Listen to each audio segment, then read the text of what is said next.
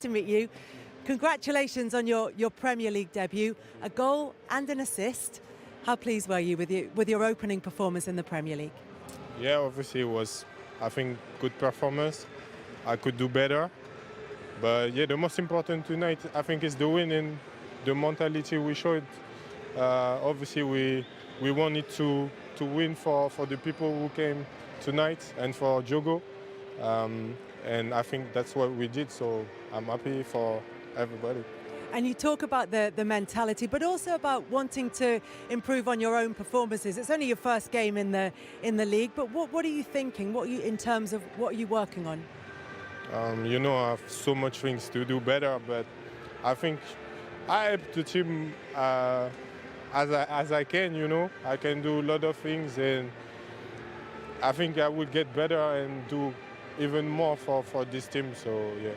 It's been a good start, so the fans will be looking forward to seeing something that's even better than that. You say you should be doing better, but don't be too hard on yourself. You were pretty good tonight. Who's the player that you modelled yourself on growing up? Watching you tonight, you drop in, you obviously run in behind, you do lots of things really well. Who's your hero? Who's the player you like to look at? Growing up, two players. Obviously, I can't play like him because it's the Neymar and Karim Benzema. I really love Karim Benzema because of the way he's played, and what he did for football is like just my role model as footballer, I think. Yeah. What has the manager asked of you since you've come here that's maybe a little bit different than your time at Eintracht Frankfurt or teams before that? Because he seems to like his strikers dropping a little bit deeper, but is that natural to your game as well? Yeah, I think it's natural. I also changed my way to play here because I think it's also a different football where more intensity, the defender are more strong, and yeah, we have like a tight space here. I would say like I had so much more space in Germany. That's why I try to come, link and go, run behind. But we have to find the way to succeed with the details because it's not good, I think, anymore, and we just have to get better. If you want to get stronger to deal with the Premier League, when you're at Liverpool, you need to eat scouse. Some scouse? I know I'm a scouser, yeah. But there's also a stew called scouse as well, so that's what Jamie's trying to get you to eat. I don't think it's on the footballer's diet. No. I'm not really sure. I'm not sure. Now, have you seen your goal yet? Would you like to? Yeah, we can show you the goal, and you can talk us through it and talk us through the move. I mean, you were talking about your movement and maybe not having as much space as you were used to in Germany. Yeah, I think like I track the defender, I come link up, and I'm a bit lucky with the touch. The ball came back to me, and at the end it's a easy goal. You have to stay calm in front of the goal, and yeah, I just did my job. So keep going. Jamie, what did you make of it? Yeah, I mean, I thought it was fantastic. I've watched you last week against Crystal Palace, and here, and it's quite evident, not just the goals, but you're always trying to get involved in the play, come short, link the play. And I was impressed with some of your touches in the game as well. It's not just about goals for you. It seems like you want to be involved in the build-up, and also you're involved in the second goal as well, dragging people out wide and then playing that pass into Cody. Yeah, I try to think before the defender and to read the game, to know what the other players around me is gonna do. And I knew like the defender like to come and press me, so I know in my back or on the side it will have space, and I just attract him, and I know Cody will be there, and it's a bit like he's special. He's really good when he comes inside with his right foot. So yeah, I wait, and it made the difference, so I'm happy for him. What's your first impression of the Premier League? It's a dream. Like I always dream to play here in Premier League, so I just enjoy every minute here. Sorry. It's all right.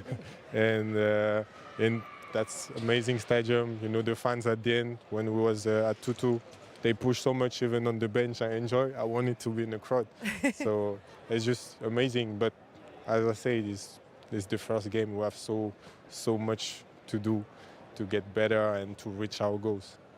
Well, the crowd certainly have taken to you. I know you wanted to be in there, but I think they would have been delighted for you to be there as well. You are the Premier League player of the match. I've got the Wow. I don't know, you won't have seen these before, but they're really impressive. Yeah, no, it's nice. I don't know where you want to put it, but there is your Premier League Player of the Match award. I don't know, on my table. Yeah, not bad for a Premier League debut. No, it's can do better, I think, but it's great. I want more. Hugo, thank you so much. Thank really you. good of you to come out and talk to us. I can take that for you. Thanks so much. Thank you. Thank you.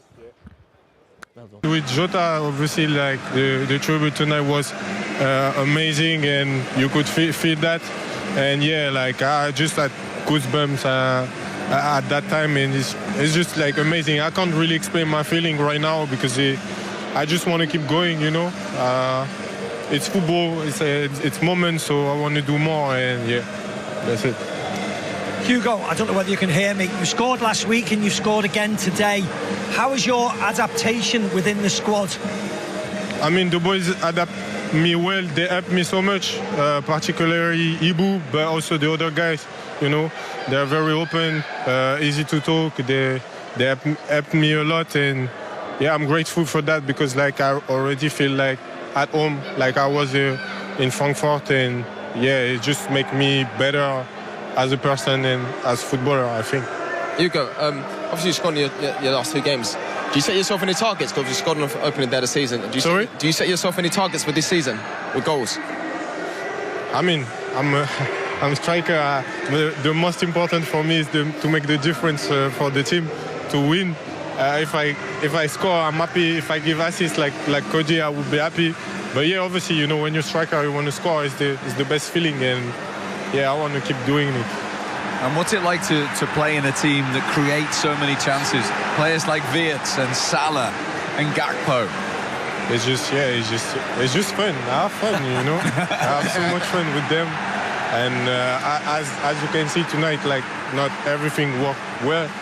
We have some detail to work, and yeah, it will get better, for sure. Watching your game as well, it looks like you're a centre-forward that you can run in behind, but you're also very, very good at coming short and linking the play.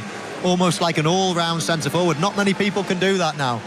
Yeah, but if I have to be honest with you, I'm not really that happy with my game, you know. I think I lost too many balls, but I try to get better, you know. If I can do everything on the pitch to help the team, I will improve in all the stuff I can improve, and yeah, the most important is the win, as we did tonight, so yeah.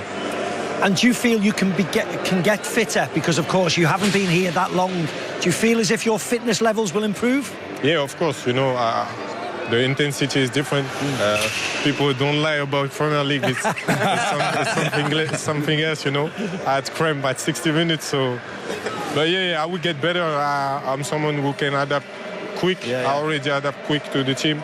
And yeah, I work every day in the training ground to get better. And I think already the next game I will be better, yeah. For sure. And what's it like coming into a group that have just won the league, a group of winners that have got that momentum from last season as well? You need to adapt to them, obviously. They already made the road last season, and I just want to follow them because I think we can reach that. We have the quality for that, but we have to be all in the same page, and we just have to adapt to them and just see what they do and be on the same page to reach our goals. Well, it's a brilliant start, a brilliant debut. We appreciate you talking to us. Thank you very much indeed, Hugo. Well done. Hugo Ekitike live for you here on Premier League Live from Anfield. And what a start for him, and he's got a great future ahead of him. And do you know what? I'm not being biased about centre-forwards. Yes, you are. But I am. You'll stick up with me. But to be a centre-forward, to make this feel your home straight away, to get on the score sheet, to feel important, to feel that you've got the respect of the players, the fans, the manager already, that goal will mean so much to him. He'll just feel part of things straight, and he can hit the ground running now. It just seems like he just wants to improve every day. You know, we spoke there about, not being happy with the game, and we thought that he played well. Mo, you said it before about, even receiving the ball to feet, and that's a difficult thing to do. He runs in behind it, he walks into little pockets, so clever for a young player, and he takes his goal well. I spoke about before, taking on his back foot, so comfortable technically. But, I mean, if he carries on like that, he'll score loads of goals this season. I mean, it's lovely, isn't it? He's the new big money signing, the new number 9 for the best team in the country by a mile. He scores 2 in 2 important games straight away. And he's still only talking about his fitness levels can improve another third. After 60 minutes, he's got cramp. He says all the right things about adaptation to his team, about learning the language, about doing this, about doing that. He's got a really, really bright future. I mean, it's incredibly bright already. But you can see he's got a long way to go, hasn't he? And he wants to keep on improving. And he's going to get chances galore in this side, the way Liverpool are playing. Yeah, so he got his debut goal. Gakpo then made it 2. And at that point, Liverpool looked like they were cruising. But what about Bournemouth and Antoine Semenyo tonight in particular, Jermaine, on the back of his new long-term contract? I thought he was the best player on the pitch. You know, just everything he did, really, his work rate. I mean, it's so dynamic. We spoke about Bournemouth being good on transitions. I think they've showed that even last season. But he just gets into the area here. It's a good finish. You know, he's so good with both feet. But, you know, here it's just a case of just making the box, getting into those sort of like prime goal-scoring areas, and you know it's a good finish. Just got to hit the target there. But you know everything he did tonight was brilliant. You know he was a threat, strong, and he looked like he was the one that was going to make the difference. Maka, how difficult, I know this starts in the Bournemouth half, is it to carry the ball for this length of the field like Semenyo did here? To be honest, you're asking the wrong person. I know, it's easy. I thought it's very easy. No, I really do think it's very easy. The easiest thing is that no red shirt's going anywhere near him, Steve. He's run 50 yards. With all respect, it's a lovely goal and a great finish. He doesn't do anything. He just runs in a straight line, slows down, puts onto his left foot and smashes it home. So it's not necessarily hard. It looks harder than it was. The one thing I would say is that he signed a new long-term deal. Thankfully for Bournemouth, he signed it because he's probably bumped up his transfer fee a lot more. He's very impressive. He's a great mover. He's got great shape on him, strong. Yeah. Someone's going to come for him. That's the only thing for Bournemouth fans. They probably don't want me to say that now after losing 3 of their centre-halves. And maybe Ouattara's going to go, but somebody's going to be after him next because his shape's good. He's built for the Premier League and he's dangerous. Looks dangerous whenever he sees the ball. And with all respect, in a better team, he'll look even better. He'd suit Liverpool. Yeah, He'd Michael suit said that Liverpool on this down show to last the season ground. when the Salah was... I know we're talking about Isak 150. Well, he could be half the price. And you'd pay it, no problem at all. So difficult to play against. So difficult. With that power, it's so difficult to play against. Maybe it's just me feeling tired. He ran 75 yards there. Yeah, well, it's easy for Maka to do. I'd be knackered by the time I did about 40 yards. So it's not easy. You get tired. But he is so direct, so good. He's got such a good temperament as well. As the lad said, 2-footed. I mean, Liverpool needed to change their fullback. You know, and that's a big money signing. Kirk, whether he was on the floor, whether he was in the air, he couldn't deal with him. Then he got a yellow card.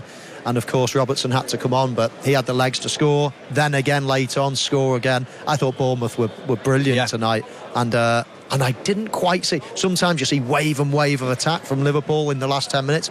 I wasn't quite thinking Liverpool are going to score here, but then the class told eventually. So this is a story, because just behind us here, Cop End, Federico Chiesa had not been on the pitch 7 minutes. He's only played in the Premier League 7 times. What a moment. What a moment to score your first Premier League goal.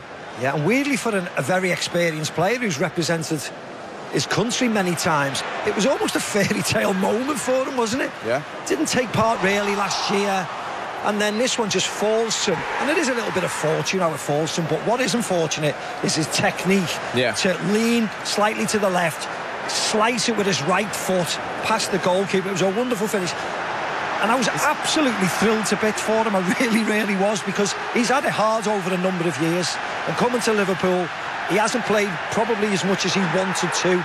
He's got his opportunity today, and look at that finish. That's brilliant. It's almost like he has to change his body shape a little bit, you know, and just like improvise a little bit, and just, it's a fantastic finish. Obviously instinctive in that, but to come on and make an impact like he did, you know, credit to him, because, you know, he didn't play that much last season, but that's all you can do.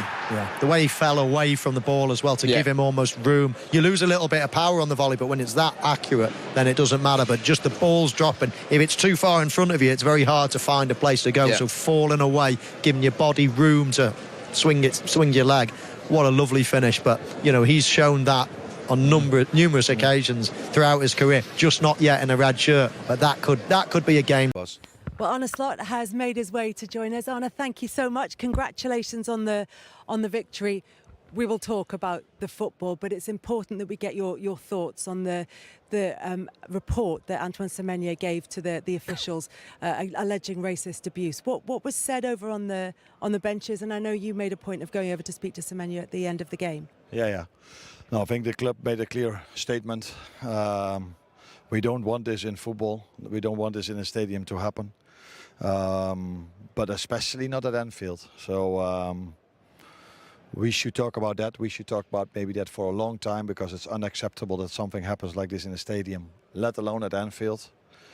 And that unfortunately gets the shine off. I don't know if that's really good English, but because our fans were unbelievable when you talk about the tribute for Diogo.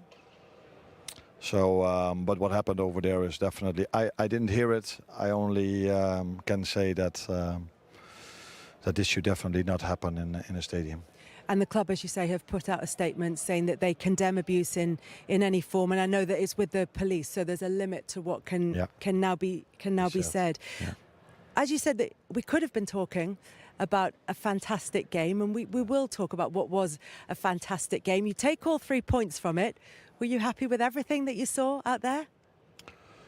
I think it was a great game to watch, and this is why football. This is what football makes so great. 3 parties involved that wanted to play a very nice game. Us, Bournemouth, and the referee. So high tempo, no time wasting, no diving, just keep on playing.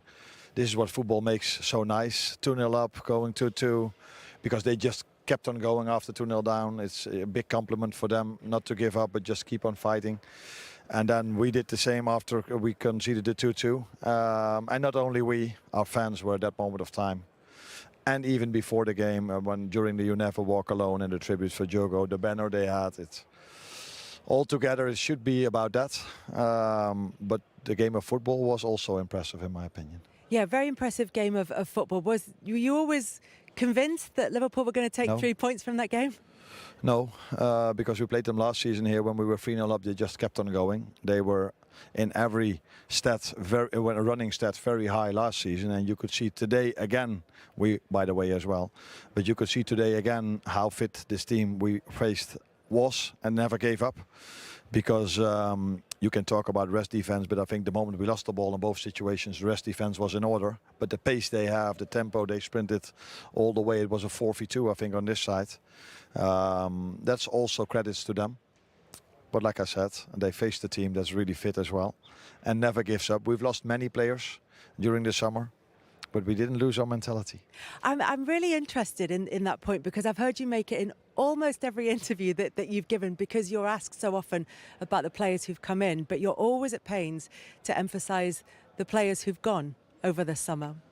Not always, because it's only the second day I have an interview, I think. Yeah, I've seen a couple. But yeah, everybody is asking me the same question. Yeah, you have a lot of new players. Yeah, reality is we've lost a lot of players as well. I think we even lost more than we got. But it's normal if you bring such a talented players in. And you've already won the league last season, that everybody's talking about that. But yeah, if you normally, when it was 2-2, you know, I think these two know which player I was looking at that moment of time. I would have loved to bring Diogo Jota in, but now I couldn't for terrible reasons. But now the fans and the players that were still there did what he did so many times for us in the past. And I can ask you just mentioned rest defence there, and you know it's been a problem in the pre-season, in the Community Shield, and here today. I think what stood out for me watching your Liverpool team last season was how much control you had in games, and I very rarely saw end-to-end games. I feel like I'm seeing that today and in the Community Shield. Is that a worry for you? Because there's a lot of attacking talent on the pitch now that maybe wasn't there as much last season. Not that we bring more bodies in front of the ball, maybe, but we do have players that are looking maybe for a final pass or a difficult solution in the end phase of an attack a little bit more, because they also have these passes than we had last season. And probably, I'm not talking about a player we lost, but I do talk about a player that was not available last week and not this week, and that's Ryan Gravenberch, who was last season very, very important in these moments as well. So with McAllister only being back 2 or 3 weeks in pre-season, we lost a little bit of that control in our midfield. But yeah, Ryan will be back next week, and Maka will be fitter again. And we need to find a better balance in taking the risk, because against Palace we've lost 2 or 3 simple balls that led to counter-attacks. Where here we lost in the 2-1, we lost the ball with a trick as well, where Dominic wanted to do a trick. Could you believe what you were seeing? I mean, I was up on commentary, maybe even got a better view than yourself. I think there was 7 or 8 players in the box when the score was a 2-1. Are you sort of encouraging that, or would you be furious with that? No, depends on where the players of the opposition are. If they are standing over here at the halfway line, it would be stupid for us to be there with 7. But if they go with all players back in their own 18-yard box, we need to have a rest defense in order to be close and to them there as well. I think if you, I don't know if we can show this, but if you stop the play the moment Mo loses the ball, there's not such a big problem. I think the rest defense is in order. But then they just came with 3 or 4 out of nowhere, not out of nowhere, out of their own 18-yard box. And we... Arno, we've got it for you. Yeah. So if you look at this one now, if you stop it, stop. Yeah, you can stop it, but... A little bit earlier. Can we take it back? Yeah. But Arne, we're 2 defensive players, 2 full-backs. Just take it back a little bit further if we can. A little bit further. We used to play like this, actually. No, it's fine. No, what I'm saying is, I don't like the fact that Liverpool's 2 full-backs at this stage of the game. Joe Gomez has made an inside run. Andy Robinson's in the box. That, to me, feels too much on the front foot. Depends on where their players are. And if I see it now and I see where Semenyo is, then you could argue if Robbo should be this high for stop. For me, Robbo should be where Semenyo is. And you can argue if all of our midfielders should go inside the 18-yard box now. But that's also who we were and who we are, and that's also why you see such a nice game if you watch Liverpool, because we're not going to go to a low block and defend. Stop. You see, we are in 2v1 behind the ball, and you see players from us sprinting back as well. But give credits to Semenyo. Anna, can I just say that worries me a little bit? What? When you say that's the team that we are, with so many bodies going forward. Am I allowed to say that? Sorry, boss. No, you're allowed to say this. But then you need to support a team that's going to play with 11 players in their own box. I prefer to see this. But I prefer even more to see not being counter-attacked. That I agree on. But I like it that our players like to play football. And I think last season we were a joy to watch. Like, for example, Paris Saint-Germain, who do similar things like this. Arnie, to be honest with you, I think it's a breath of fresh air in the sense of how I see the game should be played. It's how we used to play.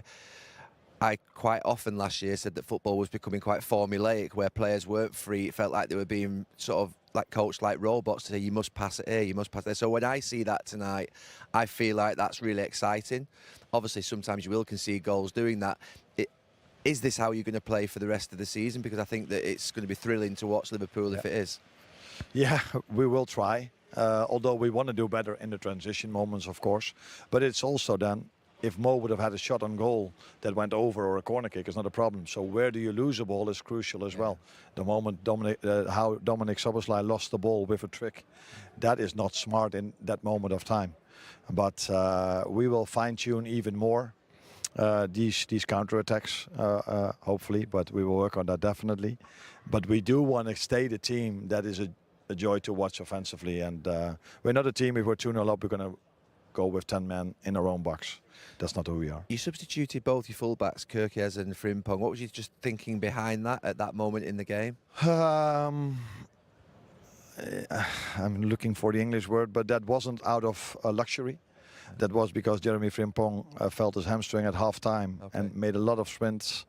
He was doing quite well, wasn't he? He was doing quite well, but the other fullback, Conor Bradley, is already injured with a hamstring injury, so you don't want to take the risk of another fullback, lose another fullback. Then you could argue, why don't you play Joe Gomez there? But I just said he only had 2 sessions in pre-season, so he wasn't able to play half an hour, so we started with Wata, and our left fullback, Milos Kerkez, is a player that I think the fans like, because in every duel he goes all in. But when you have a yellow card already and you play Semenyo, that's kind of a risk. Yeah. And if you have Robertson as a backup, then that was the reason for those two. And Hugo Ekitike came later in pre-season, has to adapt from, I think I can say that Liverpool is a better club than Frankfurt. And the league is probably more intense as well. So for him to be able to play 70 is already a big bonus after being 2 or 3 weeks here.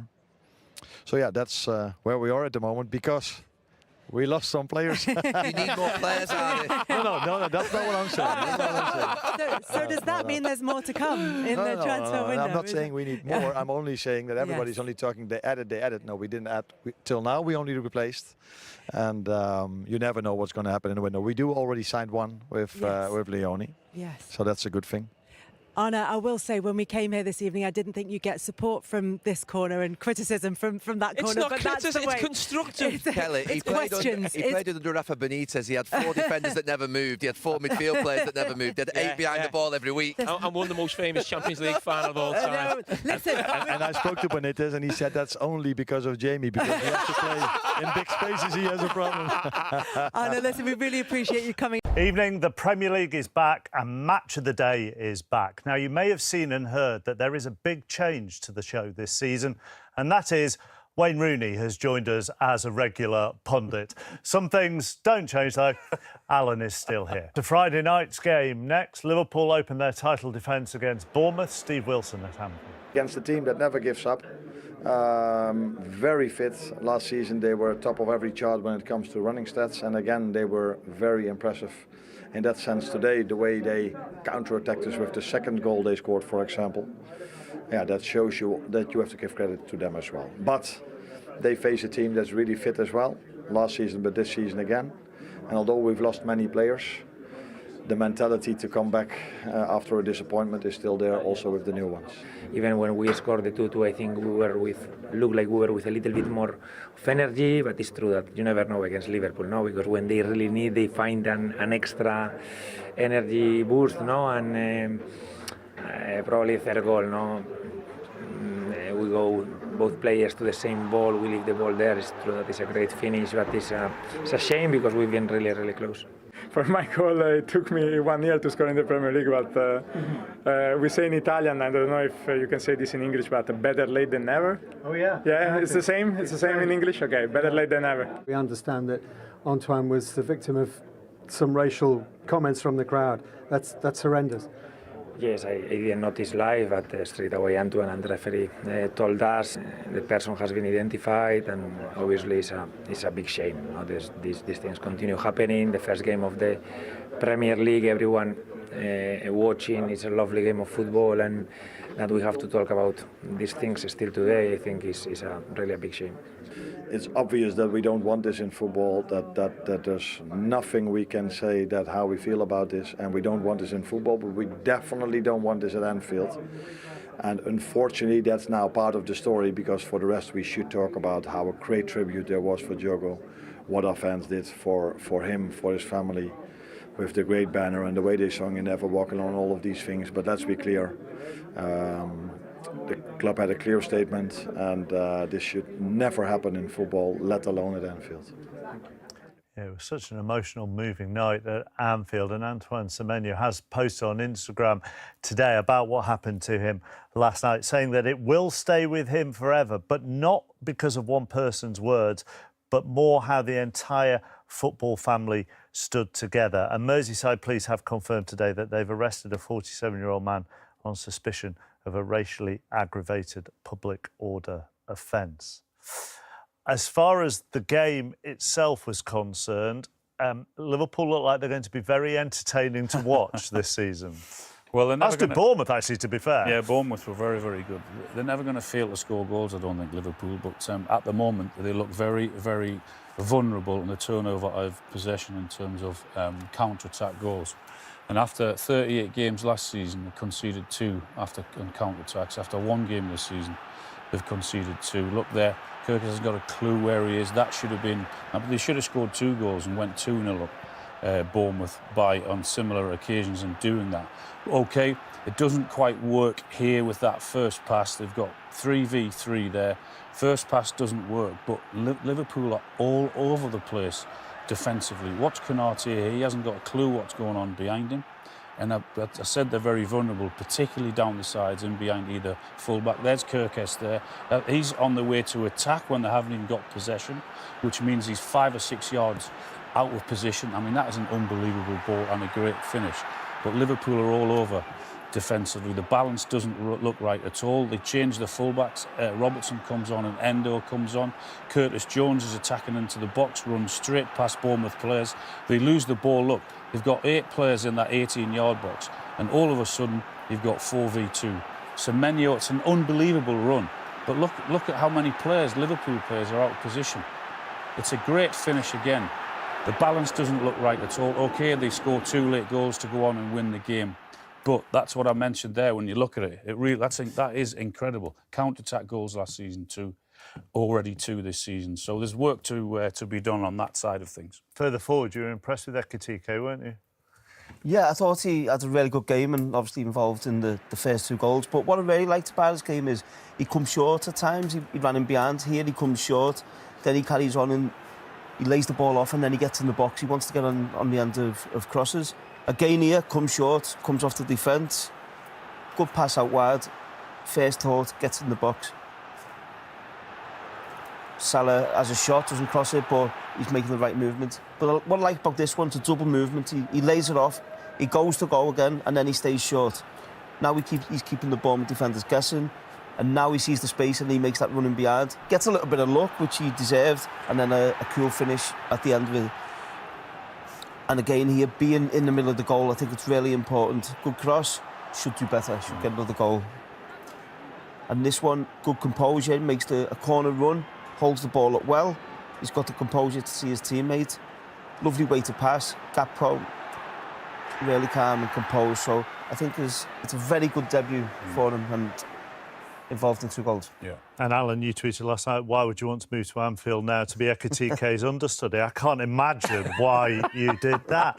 Let's just show you the league table before we go, even though not everybody's played yet. Manchester City have had their best start to a season for 6 years, one of 4 teams to take maximum points so far. At the other end, Wolves sit bottom after making their worst start to a league campaign for 22 years.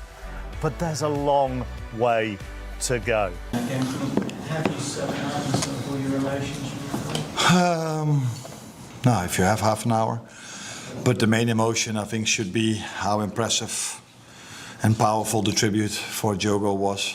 So the banner that the cops showed, the way You Never Walk Alone was sung, the way they sung, I think sung is the word for Diogo before the game, in the first minute, after 20 minutes, in the end of the game.